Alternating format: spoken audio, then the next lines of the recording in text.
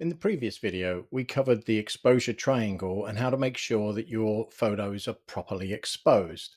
But here's something you might never have thought about. Video is just photos played in a series. A bit like when you were a kid and you would flick through the photo book with the stick man drawn in the corner. That means that ISO, shutter speed, and aperture all still work in the same way.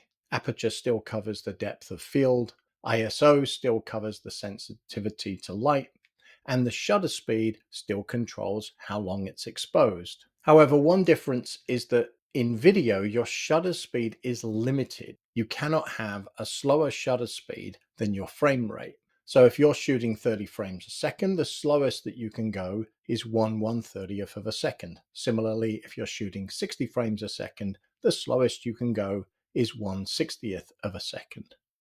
This means that in low light, the only option you have once you get down to the slower shutter speeds is to use the ISO and aperture.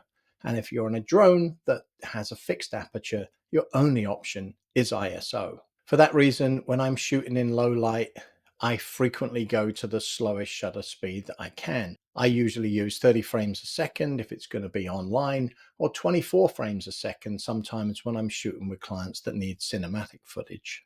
But why do some videos have a cinematic, natural feel and others look choppy or just kind of weird? Well, the answer to that depends on how your eyes perceive things in the real world. In the real world, there's actually a slight amount of motion blur. And what we need to do as videographers is to simulate that as much as we can. And the way that we do that is with something called the 180-degree rule. The 180-degree rule harks back to the days when you were shooting with film, and it basically says that your shutter speed should be 2 times your frame rate. Using the 180-degree rule gives us a natural looking blur and allows the frames to flow nicely from one frame into the next. Alternatively, if you have a very high shutter speed and you're breaking the 180-degree rule, you can have images that look kind of choppy and it just sort of doesn't feel right. Whereas if you go too slow, then the images look muddy and blurred. So if you're shooting 30 frames a second, you should set your shutter speed to around a 60th of a second. If you're shooting 60 frames a second, you should set your shutter speed to around 1/120th of a second. Doesn't have to be exact, just needs to be close to that range. If you have a higher end drone that has a variable aperture, you might be able to achieve the 180-degree rule without doing anything else, just by using the tools that are available to you in the camera. But when shooting in daylight on a drone with a fixed aperture, you're probably going to find that your images are overexposed if you bring your shutter speeds down to the range to get you into the 180-degree rule. To correct that, you could increase your shutter speed, but then you're breaking the 180-degree rule. So what do you do about that? This is where ND filters come in. ND filters are one of the most misused and misunderstood tools in videography and photography, and we're going to clear that up right now. Lots of people buy ND filters, put them on their drone. We have Really? no idea why they're putting them on there. We just put them on because everybody else puts them on. So if you learn nothing else from this video, you're going to learn what ND filters are, when to use them, and that's frankly going to put you ahead of about 80% of the people that are out there shooting photos and videos. In simple terms, ND filters are like sunglasses for your drone. They allow you to slow down the shutter speed by reducing the amount of light that's coming in. And if you use the right ND filter, you should be able to bring your shutter speed down to the range that gets you into the 180-degree rule. So how do you do this? Well, honestly, this can be a bit tedious because what the drone sees on the ground is very different to what the drone sees once it's up in the air.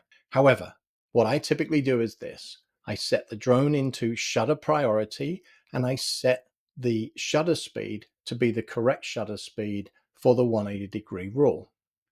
I then look at the image and see if it's over or underexposed. If it's overexposed, I'll put an ND filter on and try to bring it down into the range that I'm looking for.